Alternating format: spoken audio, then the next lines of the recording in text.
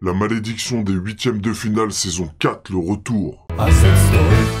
Bon bah voilà, hier on avait des doutes, aujourd'hui c'est officiel, Neymar souffre d'une lésion au long adducteur gauche comme prévu et il sera écarté des terrains pendant 4 semaines, donc il ne sera non seulement pas présent au match aller face au Barça, mais très certainement pas présent au match retour face au Barça non plus, donc il ne jouera pas les huitièmes de finale. Ceux qui me disent mais si, il y a peut-être... Poto, t'es le premier à me dire que il faut du temps de jeu, donc s'il est prêt juste à temps pour le match retour, il aura 0 temps de jeu, donc arrête de te foutre de ma gueule. Bref, c'est la fin des Haribo, comme prévu, je suis dégoûté. Avant de poursuivre et de te donner mon avis sur la situation, je vais d'abord te lire le message qu'il a laissé sur son compte Insta. Il a laissé un message en brésilien, enfin en portugais, et j'ai la traduction, donc je vais te la lire tout de suite.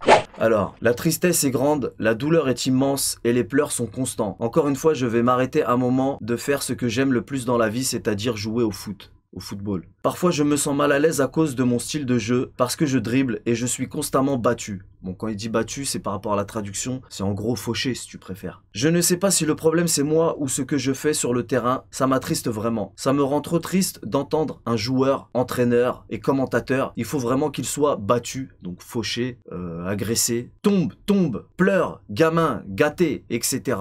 Honnêtement, cela m'attriste et je ne sais pas combien de temps je peux le prendre. Je veux juste être heureux et jouer au foot. Juste ça.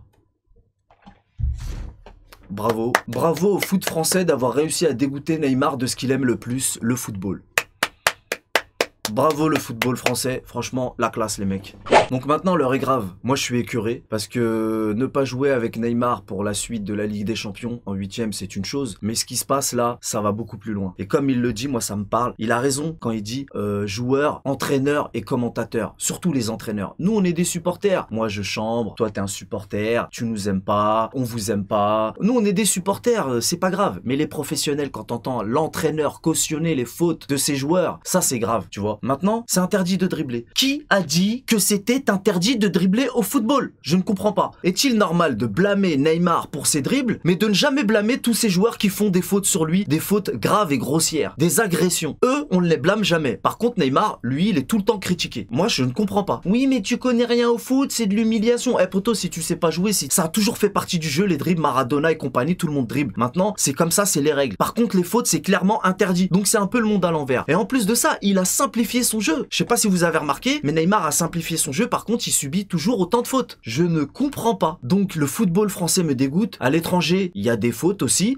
Normalement c'est anecdotique, les fautes graves, vraiment les gros tacles qui passent au zapping, il y en a à l'étranger. Mais là, c'est vraiment au niveau du ratio, là c'est trop. Il subit beaucoup trop souvent à chaque match. Il y a des fois, il subit des fautes, il tombe, il se relève, c'est des contacts normaux. Moi je te parle des fautes vraiment à répétition et surtout très grossières. Tu vois le dernier choc où il se télescope là, ça c'est des choses qui doivent arriver une fois de temps en temps. Là c'est trop et c'est toujours sur le même joueur. Et je suis désolé, vous ne me ferez absolument pas croire qu'à l'étranger c'est pareil ou pire selon certains. Ça c'est faux. Neymar n'a pas cessé de scander son amour pour Paris. Il était sur le point de signer. Aujourd'hui, s'il ne prolonge pas à Paris, je ne lui en voudrais pas. Franchement, je serais lui, j'en aurais grave marre. Faut se mettre à sa place. Si j'étais lui, je ne prendrais aucun plaisir à rentrer sur le terrain. Ils sont tous là pour l'agresser. Et tous sans exception. C'est devenu l'homme à abattre. Alors je sais pas si les autres joueurs veulent faire les kékés par rapport à leur famille qui les regarde à la télé ou peut-être, j'allais dire dans les tribunes, mais il n'y a plus personne dans les tribunes. Franchement, c'est ridicule. Par contre, au coup de sifflet final, c'est les premiers à venir quémander des maillots. Vous êtes ridicules. Honte à vous. Comme je l'ai dit hier, tous les clubs français sont gagnants du fait que Neymar soit en Ligue 1. Ça a amené de l'intérêt au football français et les droits télé ont augmenté. Même si là, il y a des problèmes, bon bref, ça c'est autre chose. Mais c'est quand même un fait. Donc, soyez contents. Et même si tu fais le haineux, c'est une chose. Mais l'agresser, c'en est une autre. Donc moi, je vous le dis, la France ne mérite pas Neymar et le PSG encore moins. Zlatan avait raison. Honte également aux arbitres français incompétents qui laissent la place à la boucherie et ne protègent pas les joueurs. Honte à vous. Vous me foutez grave le seum. En France, on n'arrive même pas à protéger un artiste comme lui. C'est triste. Nous, on est que des supporters. Hein, il y a des supporters de Paname qui vont dire ouais mais Neymar il est trop faible, j'en ai marre de lui,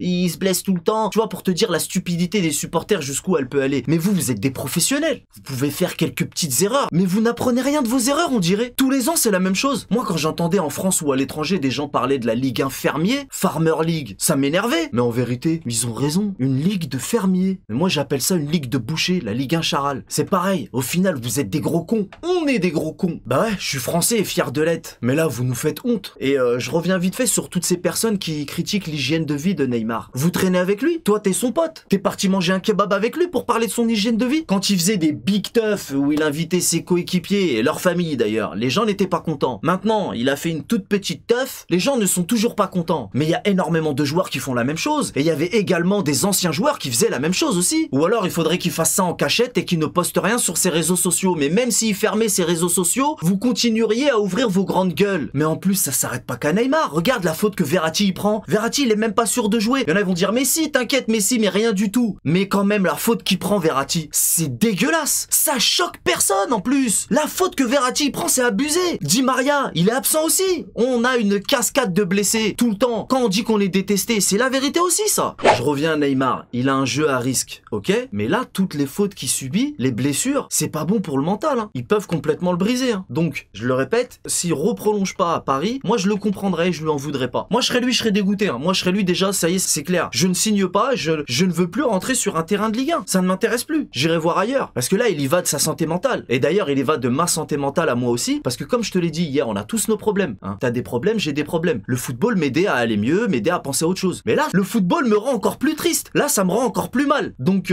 là, faut vraiment que je revoie les choses dans ma tête, que je relativise parce que il y va aussi de ma santé mentale. Là, c'était une petite parenthèse, mais je suis hyper sérieux. Et des fois, quand je lis certains de vos commentaires à propos de Neymar, du genre, ouais, Neymar, barre-toi, il y en a marre, tout le temps t'es blessé. Eh, poto, des fois, quand je lis vos commentaires, je trouve ça tellement dégueulasse que j'ai l'impression que c'est des Marseillais infiltrés que j'ai dans mes commentaires. La semaine dernière, vous étiez tous là en train de dire, ouais, Neymar prolonge, super et tout. Et maintenant, vous lui crachez dessus. C'est fou comme une blessure peut tout changer. Dans le mot supporter, il y a le mot supporter, je vous ai déjà dit. Moi, je sais pas quel genre de supporter vous êtes. Hein. Parfois, des commentaires de supporters m'exaspèrent encore plus que la blessure de Neymar, c'est pour te dire. Et après, je réfléchis et je me rappelle que, bah, on vit dans un monde de merde. C'est pas nouveau. J'ai tendance à l'oublier des fois. On vit dans un monde de merde, rappelle-toi. Maintenant, étant donné que je serais pas étonné qu'il ne reste pas avec nous, je vais revoir mes exigences à la baisse. Il faut que j'entreprenne le football d'une autre manière. Il y va de ma santé mentale. Comme je te l'ai dit tout à l'heure, le football devrait nous aider à aller mieux. Et là, c'est tout l'inverse. Mais je supporterai toujours Paname, quoi qu'il arrive. Même si on est en Ligue 2, même s'il y a plus de bons joueurs, je supporterai toujours Paname. Je supporte Paname depuis très longtemps, contrairement à ce que certains peuvent dire. Et je floque toujours mon nom et non celui des joueurs, puisque comme je te l'ai déjà dit, les joueurs ne sont que de passage. C'est le club qui importe d'abord. Mais évidemment, j'aime nos joueurs. Hein, y a des joueurs emblématiques que j'adore, comme Marquinhos et Verratti et d'autres. C'est pas important, mais ça fait plusieurs semaines que je bosse sur une chanson en l'honneur de Neymar. Pour une fois, c'était ni une parodie, ni une reprise. C'était une chanson qui venait de moi avec mes top lines, tu vois. Et un instru original de Chris Maker. Alors évidemment, c'est pas important au vu de la situation, mais je me faisais quand même une joie de la partager avec vous. Et là, non seulement il va pas jouer en 8e pour la Ligue des Champions, mais en plus, il va certainement partir parce que moi, je te le répète, je suis sincère. Si j'étais lui, je ne signerais pas. La vérité. Parce qu'on les voit les matchs, on regarde les mêmes matchs, les gars. Vous voyez bien qu'à chaque fois qu'il foule la pelouse, c'est le même charabia. C'est pas possible. Moi, je serais lui, je ne signerais pas, c'est sincère. Maintenant que je vous ai donné mon opinion sur la situation, je vais terminer avec une touche d'optimisme. Et oui, parce que une équipe, c'est constitué de 11 joueurs sur le terrain et un peu plus en dehors du terrain. Donc Neymar, c'est Neymar, mais on va devoir faire 100. Et on a déjà fait 100. Donc moi, j'y crois. Et j'espère que vous aussi. On a perdu Di Maria face à Marseille. Verratti, après un mauvais coup, très mauvais coup, il va peut-être revenir, mais bon, pour l'instant, on est sûr de rien. On a perdu Neymar face à Caen. Il manquerait plus qu'on perd Mbappé